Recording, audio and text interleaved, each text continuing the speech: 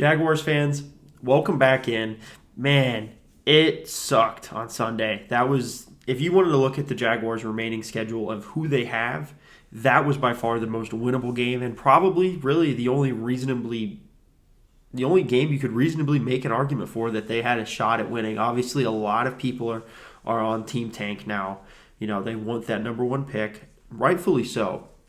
There's a lot of quality talent at the top three end of the draft. But, week 16, Jaguars fall to the New York Jets up in New Jersey, 26-21. Man, Trevor, is it a far stretch to say this was one of his best games of the year? Absolutely not. I don't think it's a stretch at all. I think if you look at the Cincinnati game, that was probably his best half of football. And as a whole body of work, this was probably Trevor's best game as a Jaguar. Obviously, didn't have the touchdowns, had one dropped, had, just things happened that just have been plaguing this Jaguars offense for months now at this point as we're into the end of December. But one of the biggest storylines, if not the biggest storyline, was Trevor versus Zach, 1 versus 2. In my opinion, if you're looking at solely off quarterback play, obviously, I'm a little bit of a homer, but Trevor played better. He did. Zach had the huge 50-plus yard touchdown run, but he only had 100 yards passing. Come on. Yes, they ran for 250, but there was everything Zach Wilson did was under 10 yards. Zach didn't push the ball down the field, and it was a very mediocre day for him. Trevor Lawrence stood tall in the pocket, made great throws, and put dimes 50 yards down the field. There was the great one that was dropped in the end zone. There was the one dropped inside the 10. Obviously, the receiver was interfered with. Okay. But still, to start the game off, you couldn't have asked for a better game plan. Just absolutely assault the defense with long balls. Now, Trey played amazing outside of those final 30 seconds. Whether it was Trevor not audibling out or saying, that's just a terrible play call to run the ball with a minute left to go in the game, no timeouts. Just a terrible play call. And then also the decision to spike the ball late in the, I believe it was that third down to spike it. Now, I've seen the screenshot that a lot of people have been circulating around of Marvin Jones actually being in the end zone. The ball is crossed whenever he's catching the ball. So that would be ball game right there. Excuse me, guys. My cat's jumping all over me right now. Sorry if you can hear it. But that happened. But overall, there was should have been a pick six. C.J. Mosley dropped it. Trevor did not play well at all today. But that's enough for Trevor. James Robinson, that sucks. You're looking at Achilles tendon tears. That's an injury that's going to hinder him until September. Here we are at the end of December. He's going to miss all of the offseason. That is a given. Obviously the Cam Akers. People are gonna herald Cam Akers. That's for me, that's the equivalent of Adrian Peterson's injury, where he came back lightning fast. And that's everything I could see online. Obviously, I'm not a doctor. Was talking about at minimum it's a 9-month recovery time to when you can actually come back to playing football. So it'll be the start of the season when James Robinson is finally starting to really become acclimated with this Jaguars offense. That's probably going to have a damn near brand new offensive line. Because you look at Robinson, there's a good chance Robinson's the only starter that comes back. But we'll talk about that later. We got off-season talk later in the year. Ogunbowale's Hyde, Dario Ogunbowale and Carlos Hyde are the same people. They are. They're mid-running backs that aren't very good in space, and they couldn't find space if space hit them in the face. So it's whatever for me. It's your star running back goes down, you're going to have some mid-ass running back out there running the ball for you.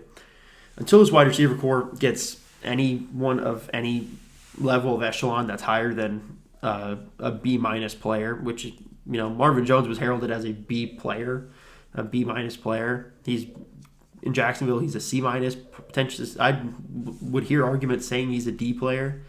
But, it's the same thing week after week after week with this wide receiver core. Treadwell's going to make a couple really good jumping in the air catches. He's going to have those. Marvin Jones is going to be good for a couple drops. But he's also still going to have 7-8 catches on the day. Tavon Austin's going to make a splash play and then disappear for the rest of the day. It's just why? It's and then you're going to see this offseason is going to be miserable, Jaguars fans. You understand what Trevor's dealing with. Run-of-the-mill people that are working for the CBS Sports Twitter handle, they don't care. They're going to pump out some little graphic that says Trevor Lawrence threw 2 touchdowns since week 8 to week 16. We just finished week 16. So he's had 2. He had one in Seattle, and then I don't even know where he threw the other one. But that's it's not good, but neither are his receivers. His receivers are terribly bad. So without Dan Arnold, we still don't have a quality tight end, for the yard after the catch. O'Shaughnessy's good, but we know what O'Shaughnessy is. He's a possession receiver that's going to get 4 catches. And, he's going to have 35, 40 yards. And if he's going to have 2 touchdowns at the end of the year. So that life's going to go on with that. And with him going down as well, potentially, who knows what's going on. With what are we going to run out? Luke Farrell and Jacob Hollister? Add them to the Mount Rushmore of amazing Jaguars receivers that they've had play offense for them in 2021, because nothing says competency and high power offense like Jacob Hollister and Luke Farrell. Aren't I right? Aren't I? My God, this has been a terrible year. Here we go. Offensive line played well, but at the same time, they were playing an absolutely decimated Jets pass rush. I heard on XL Primetime today on 1010XL that not a single starter played on the defensive line on Sunday. They were all backups. They trotted out their ragtag bunch of Taven Bryans, minus the equivalent of Taven Bryan. There was 4 or 5 of them rushing the passer, and they were sending people too. They were doing their best to get after Trevor Lawrence. And the offensive line held up, but at what level of competition are they playing? So let's get off this terrible offense, because my God, they couldn't fight their way out of a wet paper bag. This front 7, both the defensive line today struggled. On Sunday they struggled. Whenever you allow 250 yards on the ground, you can't say you had a good day, and they did. By no means did they. I believe that was the longest run. I might be getting that stat wrong, but I want to say it's like the longest run of a quarterback this year was 52 yards from Zach Wilson. Oh no, it was the most rushing yards allowed all year. Was this Jets offense. They put up 270 yards of rushing offense against us.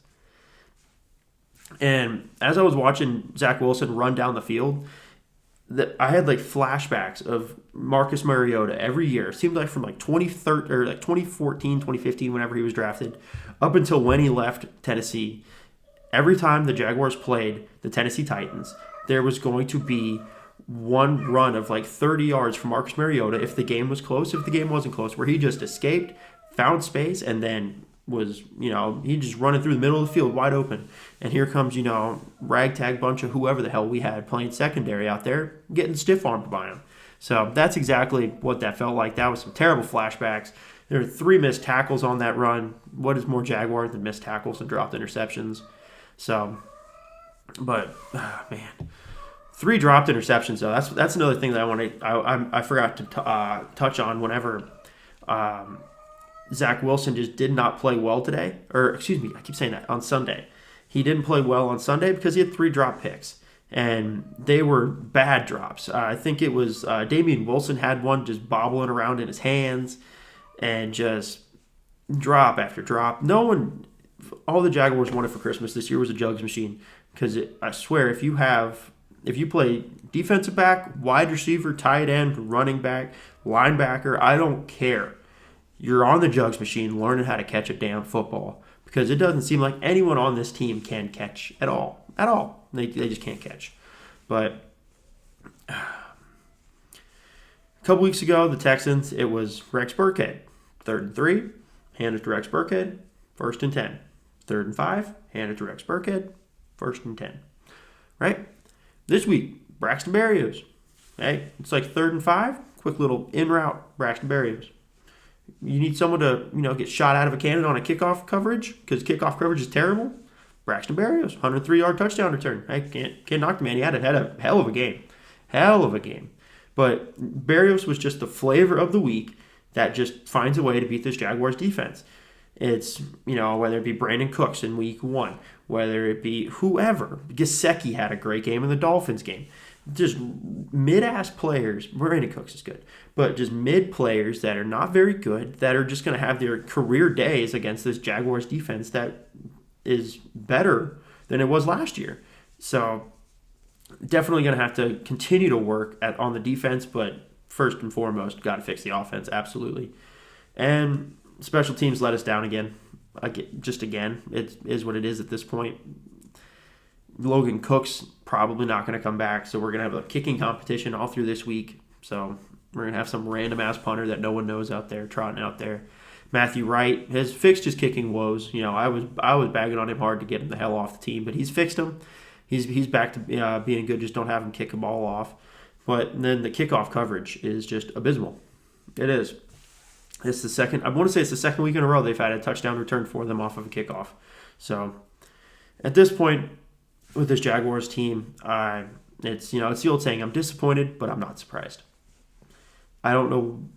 I picked the Jets to win, and I was still disappointed. I was still, I hate that they give us hope and then just absolutely rip it away from us every single second that they can. Every single one. I guess life goes on. At this point, life goes on. But, hey, we're on to New England, who hopefully won't beat the hell out of us. They probably will. They're right in the thick of the AFC East playoff hunt, playing for a good seed in the playoffs. We are, I don't know what we're doing. We're going out there and attempting to play football for 60 minutes. That's what we're doing. We're not trying. We're not playing football. We're attempting to play football because we just played a team of backups and still lost and still remain the only NFL team to not score 24 points. Still, there was a chance. But hey. Draft coverage is coming soon, guys. Woo! Draft coverage. Free agency coverage. Sorry, that was probably really loud for headphone users. But, hey, 26-21, Jaguars fall to the New York Jets. Stay safe and go Jaguars.